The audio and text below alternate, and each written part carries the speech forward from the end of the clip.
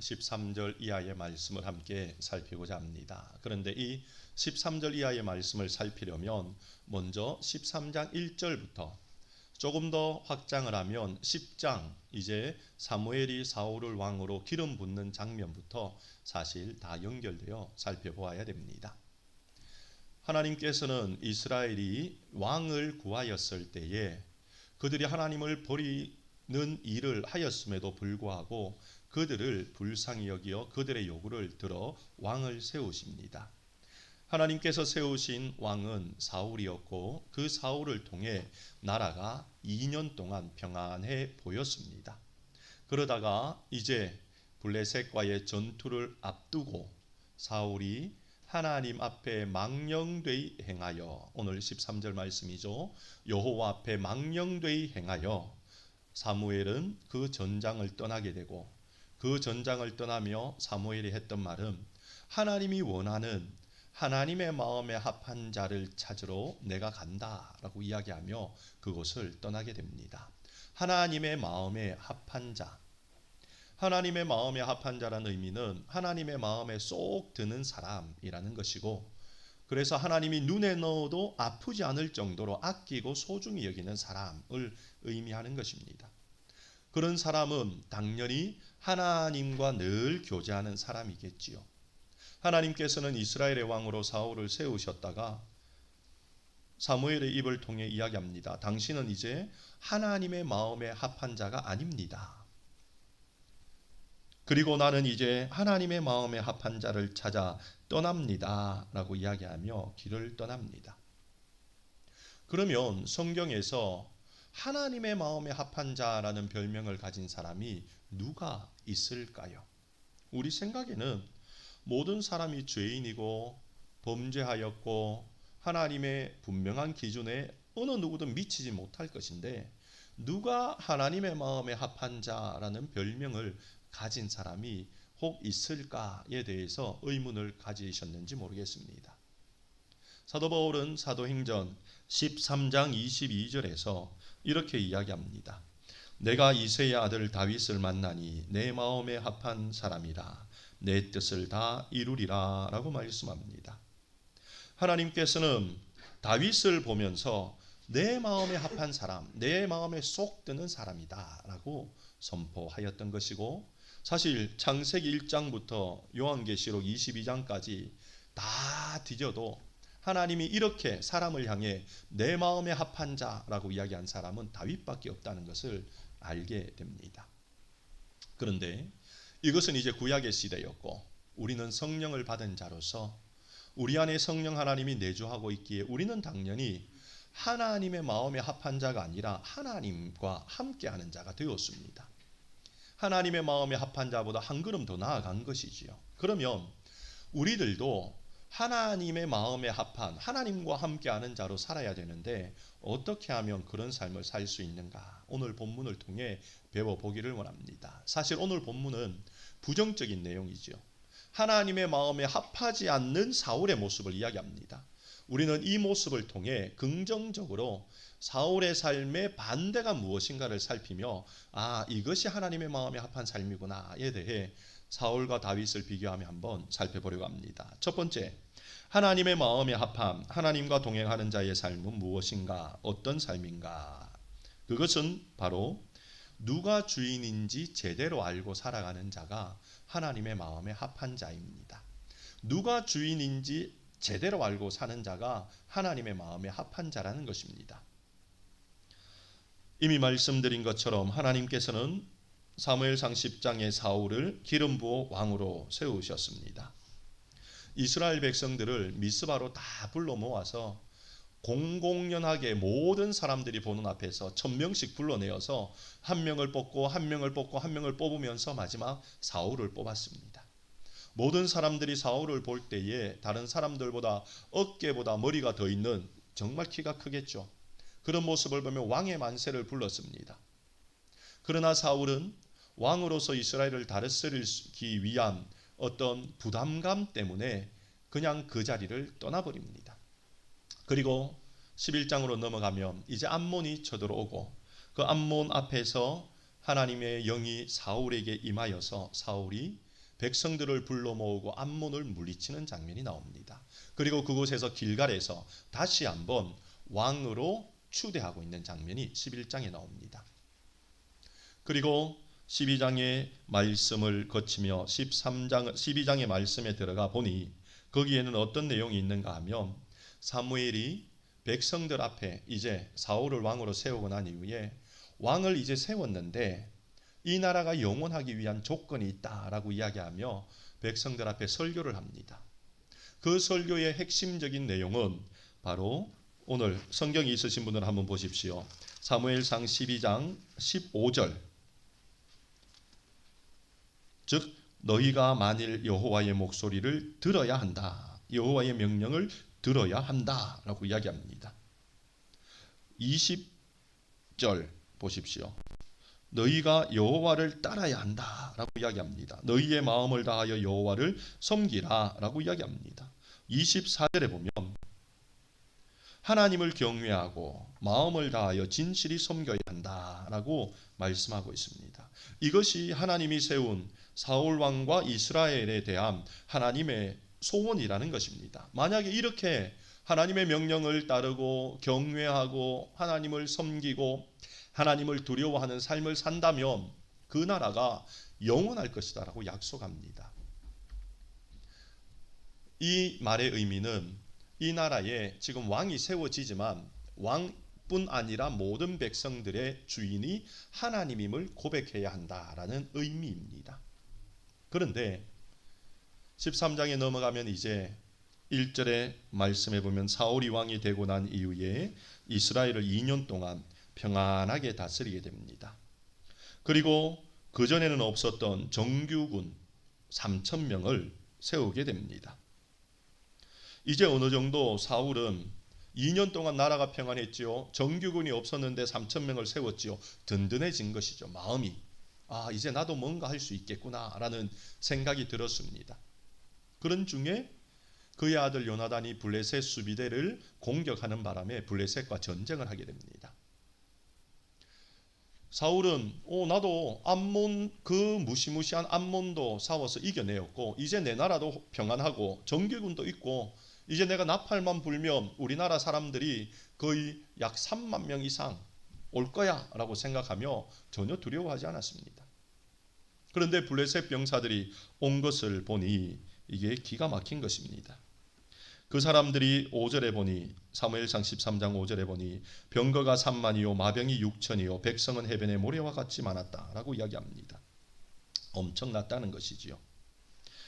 그 앞에서 사울과 이스라엘 백성이 했던 일은 사무엘을 기다리는 일이었습니다. 전쟁을 앞두고 하나님의 능력을 바라는 일이었다는 것입니다.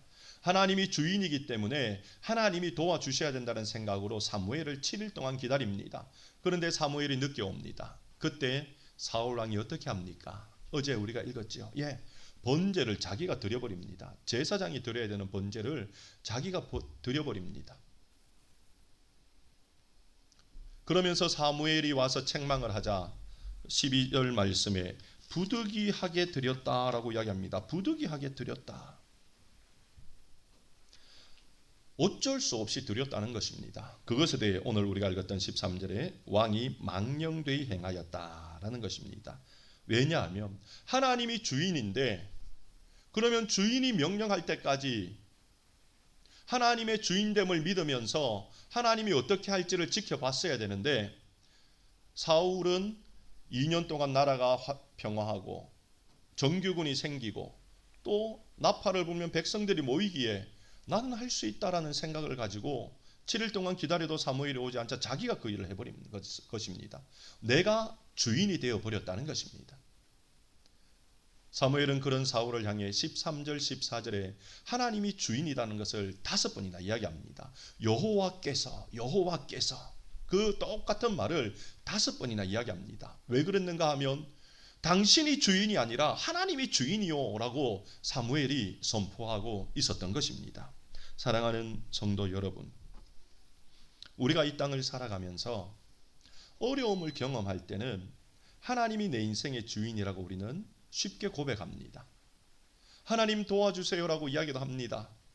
그런데 내가 조금만 형통하고 좀 평안하고 살만해지면 어떻게 됩니까? 나도 모르게 조금 몸을 뒤로 젖히면서 내가 내 인생의 주인인 것처럼 내 마음대로 결정하고 행할 때가 있어진다는 것입니다.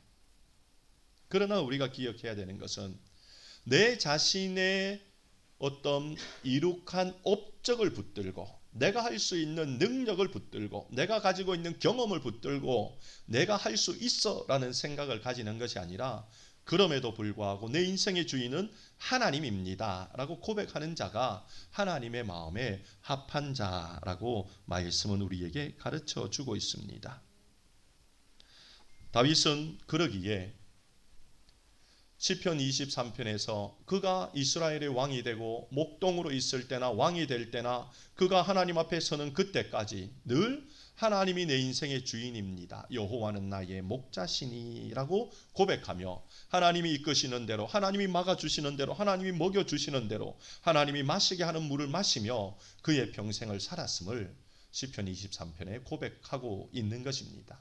그러니 하나님이 그런 다윗을 보며 너는 내가 너의 인생의 주인임을 늘 고백하구나. 너는 내 마음에 합한 자다라고 하나님께서 그를 인정해 주셨던 것입니다. 사랑하는 성도 여러분, 우리가 이 땅을 살면서 하나님이 내 인생의 주인임을 늘 고백함으로 우리 모두가 어떤 상황 속에서도 하나님의 마음에 합한 자가 되시기를 주님의 이름으로 축원드립니다. 여러분이 분명히 잘하는 일이 있습니다. 저는 알고 있습니다. 어떤 분은 기도를, 어떤 분은 컴퓨터를, 어떤 분은 피아노를, 또 어떤 분은 영어를, 또 어떤 분은 또 사람들 만나는 일들을, 상담하는 일들을, 성경을 가르치는 일들을, 우리 성도님들이 모든 일을 다 잘하는 거 제가 잘 알고 있습니다. 그러나 하나님은 여러분들보다 그 모든 것들을 비교할 수 없을 정도죠. 훨씬 잘하는 분이다라는 것을 기억하며 하나님, 저는 이 정도이지만 하나님이 주인이기에 하나님 늘 저를 보살피시고 도와주십시오 라고 기도하는, 하나님의 주인됨을 고백하는 우리들이 되어 하나님의 마음에 합당한 자로 살아가기를 주님의 이름으로 축원드립니다. 두 번째, 하나님의 마음에 합당한 자의 삶은 무엇인가 하면 자존심을 하나님 앞에 세우지 않는 사람입니다. 자존심을 세우지 않는 사람입니다. 사무엘이 사울 왕을 책망했습니다. 왕이 망령되이 행하였습니다. 지금 백성들이 다 듣고 있는데 그 앞에서 사무엘이 이야기합니다. 왕이 망령되이 행하였습니다. 사울의 마음이 어떠했을까요? 백성들이 목숨을 걸고 왕을 따르기 위해 달려와서 사기가 약간 이렇게 위축되었지만 그럼에도 왕만 바라보고 있는데, 그리고 이 왕이 2년 동안 태평성대하게 다스렸는데 사무엘이 오더니 왕이 망령되이 행하였습니다라고 이야기합니다. 여러분이 만약에 사울이라면 어떻겠습니까? 저 같으면 이렇게 그냥 백성들이 있기 때문에 약간 웃을 수는 있지만 웃는 게 아닐 것 같아요. 아니면 이게 겉으로 드러나는 사람은 화를 냈을 수도 있습니다. 그러면서 사무엘이 이야기합니다. 여호와께서 하나님의 마음에 합한 자를 찾으러 나를 보내신다라고 이야기하며 떠나고 있습니다. 그리고 15절에 사무엘이 일어나 길갈에서 떠나 베냐민 기브아로 올라가니라 라고 이야기합니다. 그러면서 같은 15절에 중간이 잘려져 있습니다. 사울이 자기와 함께한 백성의 수를 세어보니 라고 이야기합니다. 왜 이 사이에 간격을 두었을까요? 하나님의 마음이 여기에 있다는 것입니다. 사무엘이 그를 책망하고 하나님 앞에 잘못했다라고 이야기하고 하나님 앞에서 너가 해야 되는 일은 망령되이 행하였기에 뭘 해야 될까요? 회개하고 돌이키고 하나님의 긍휼과 은혜를 구해야 되는 일이다라는 말이었는데, 그 틈을 하나님이 주고 있음에도 불구하고 사울은 자존심이 상했으니까 그걸 안 하는 거죠. 나도 한 나라의 왕인데 내가 왜? 라고 생각하고, 내 주변에 600명이나 이제 사람들이 있고 내가 내 지혜와 책략을 가지고 암몬도 물리쳤는데 내가 왜? 라고 하는 자존심을 내세웠다는 것입니다. 어디에도 그를 떠나서 하나님의 마음에 합한 사람을 찾으러 가는 사무엘을 붙들거나 애원하거나 회개하는 장면이 전혀 나오지 않고 있다는 것입니다. 이것은 우리에게 무엇을 가르쳐 주는가 하면 하나님 앞에 자존심을 내세우는 일은 하나님의 마음에 합하지 않는 일이라는 것을 가르쳐 줍니다. 반대로 하나님 앞에 자존심을 다 내려놓고 하나님의 은혜를 구하는 자가 하나님의 마음에 합한 자라는 것입니다. 하나님은 우리가 자존심을 내세울 필요도 없는 분입니다. 왜요? 내가 하나님으로부터 은혜를 입은 자이고, 내가 하나님으로부터 거듭난 자이고, 내가 하나님의 은혜를 받아 지금까지 사는 자이고, 내가 하나님 앞에 서는 그때까지 하나님의 은혜가 나를 이끌어 줘야 되는 자이기에 하나님 앞에 내가 어떻게 무슨 자존심을 내세울 수 있냐는 것입니다. 그러므로 우리에게 무엇이 필요하면 하나님께 기도해야 되고, 우리가 범죄하여 책망을 들으면 하나님께 회개해야 되고, 아프면 하나님께 나아가 고쳐달라고 하나님께 기도해야 되고, 갈 길을 모르는 경우는 하나님 내 갈 길을 인도해달라고 하나님께 기도해야 되고, 우리 자녀들의 문제 앞에서 한숨 짓고 눈물 흘리는 것이 아니라 그 자녀들을 이끄실 하나님을 믿으며 하나님께 나가 기도해야 되고, 내 앞에 펼쳐질 어떤 일들 앞에서 두려워하고 염려하는 것이 아니라, 두려워하고 염려하는 것은 내 자존심을 지키는 거예요.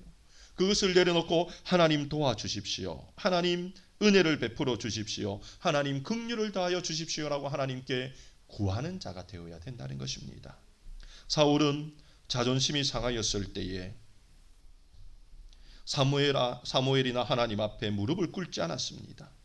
그는 그 앞에서 자신이 무능함에도 불구하고 자존심을 내세웠습니다. 아무런 도움이 되지 않는 거지요. 우리의 삶은 하나님이 온 우주 만물의 주인이심을 믿으며 하나님께 늘 나아가 하나님의 도움을 구하며 하나님 앞에 내 자존심을 내려놓고 하나님의 왕되심을 고백하는 자가 되어야 되는 것입니다. 사울은 자존심을 내세우며 하나님 앞에 엎드리지 않았지만 하나님의 마음에 합한 다윗은 그러지 않았습니다. 다윗은 이스라엘의 왕으로 가장 강대한 나라를 만들었지 않습니까? 그리고 자기의 힘으로 이제 성전을 지으려고 할 때 하나님이 너는 손에 피를 많이 흘렸기 때문에 안 돼, 너의 다음의 왕이 성전을 지을 거야 라고 이야기했을 때 자기가 무엇을 할까를 고민했습니다. 자존심 상해하지 않았습니다. 하나님 내 할 수 있는데요, 하나님 내가 왜 못해요, 나는 당연히 할 수 있습니다 라고 이야기하지 않았죠. 예, 하나님 알겠습니다. 하나님 내게 은혜를 주시면 그러면 내 후대에 오는 그 왕을 위해서 그 왕이 성전을 잘 지을 수 있도록 내가 성전을 짓는 건축 자재들을 준비하겠습니다 라고 이야기합니다. 자존심을 내세우지 않았습니다. 그러면서 건축 자재를 백성에게 모으는데 얼마나 많이 나온지 모릅니다. 순식간에 필요한 양이 다 채워져 버린 것입니다. 그때 다윗이 역대상 29장 11절에 이렇게 하나님께 고백합니다. 여호와여, 위대하심과 권능과 영광과 승리와 위엄이 다 주께 속하였사오니 천지에 있는 것이 다 주의 것이로 소이다 라고 고백합니다. 모든 것이 다윗의 것이었죠. 다윗의 말 한마디로 모든 일이 이루어졌습니다. 그런데 다윗은 하나님 앞에 뭐라고 이야기하는가 하면, 제가 이걸 다 모았는데요 하나님, 사실 이 모든 것이 다 하나님의 것입니다. 이것보다 더 큰 것들이 다 하나님의 것 아닙니까? 제가 하나님 앞에 무슨 자존심을 내세웁니까? 하나님 이거 다 받아주십시오 라고 다윗이 고백하는 삶을 살았던 것입니다. 다윗은 하나님 앞에 자존심을 내세우지 않았습니다. 시편 51편에 밧세바를 범한 이후에 다윗이 나단 선지자의 책망을 들었을 때에 어떻게 했습니까? 죄를 뒤집었으며 하나님 앞에 정말 죽을 죄인임을 고백하며 하나님께 용서를 구하고 있지 않습니까? 자존심을 전혀 내세우지 않는 다윗. 하나님은 그런 다윗을 보며 늘 하나님께 달려나와 은혜를 구하고 도움을 구하며 자신의 죄를 회개하는 다윗을 하나님은 내 마음에 합한 자다라고 말씀하고 있다는 것입니다. 사랑하는 성도 여러분, 모든 만물이 하나님께 속하였습니다. 하나님께 우리가 자존심을 내세울 건 하나도 없습니다. 그냥 하나님께 나아가 기도함으로 하나님 앞에 하나님의 마음에 합한 자가 다 되어지시기를 주님의 이름으로 축원드립니다. 세 번째, 하나님의 마음에 합한 자의 삶은 무엇입니까? 그것은 하나님만을 신뢰하고 행하는 사람입니다. 하나님만을 신뢰하고 행해야 되는 것입니다. 블레셋이 이스라엘을 쳐들어왔을 때에 조금 전에 말씀드린 것처럼 엄청난 숫자가 쳐들어왔습니다. 군인들이 해변의 모래처럼 많았다라고 성경은 이야기합니다. 해변의 모래라고 이야기하면 과연 몇 명일까요? 오늘 새벽에 말씀드린 것처럼 사사기 7장에 기드온과 300용사의 그 글에 보면 거기에 미디안 연합군이 해변의 모래처럼 많았다라고 이야기합니다. 그 숫자가 13만 5천 명이었습니다. 정말 많았죠. 그 당시에 수로 치면요. 여기도 해변의 모래처럼 블레셋 군인이 많았다라고 이야기합니다. 최소한 10만 명 이상이 되었다는 말입니다. 그리고 19절 이하에서 보면 이스라엘에는 이 당시가 철기 시대였는데 철기 무기가 없었습니다. 뭐 청동기 아니면 석기 그런 무기밖에 없는 거예요. 뭐 굳이 있다고 이야기하면 여기서 이야기하죠. 도끼, 괭이, 삽, 보습, 쇠채찍, 쇠스랑 이런 것들입니다. 이런 것들을 가지고 전쟁에 나온 겁니다. 지금 무기로도 비교가 안 되고 숫자로도 비교가 안 되고 특히 17, 18절에 보면 블레셋이 이제 특공대를 꾸려서 이스라엘을 세 대로 나누어서 애워싸고 있는 장면까지 나옵니다. 이스라엘은 이제 블레셋과의 전투에 패배할 수밖에 없는 상황이었습니다. 하나님을 주인으로 여기지 아니하고 하나님 앞에 자존심을 내세웠던 사울은 이제 하나님의 마음에 합한 자가 되지 않았기에 이제는 망할 수밖에 없는 상황이라는 것입니다. 그런데 14장에 넘어가면 이제 내일 살필 건데요.